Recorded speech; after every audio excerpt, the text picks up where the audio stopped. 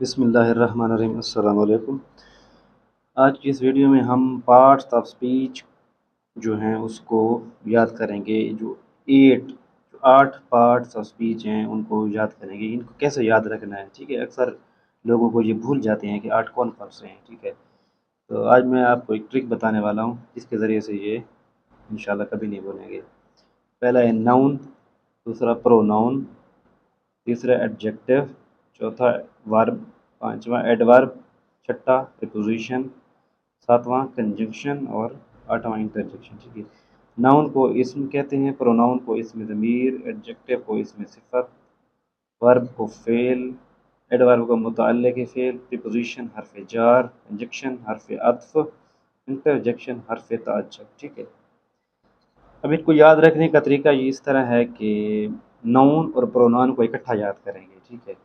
Noun और pronoun को इकट्ठा याद करेंगे, उसके बाद तीसरे नंबर पर एडजेक्टिव आएगा। तो ये एक इंटरवल हमारा आ रहा है, ठीक है। ये इंटरवल है, ठीक है। तो नाउन और प्रोनाउन को इकट्ठा याद करेंगे, बीच में एडजेक्टिव आ जाएगा। फिर वर्ब और एडवर्ब को इकट्ठा याद करेंगे, ठीक है। नाउन और प्रोनाउन को इकट्ठा याद करेंगे, बीच में एडजेक्टिव एक इंटरवल आएगा। फिर वर्ब और एडवर्ब को इकट्ठा याद करेंगे, फिर बीच में एक इंटरवल आएगा, प्रीपोजिशन, ठीक है, प्रीपोजिशन।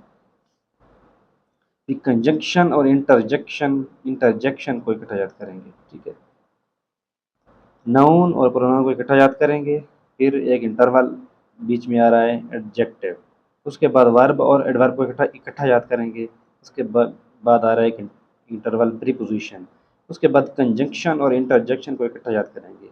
कंजंक्शन और इंटरजेक्शन को इसलिए इकट्ठा याद करेंगे क्योंकि दोनों में जे आ रहा है और दोनों में सी सी आखिर पर, C T I O N, C T I O N, दोनों में जे जे आ रहा है, इसलिए मैं इनको इकट्ठा याद कर रहा हूँ, ठीक है।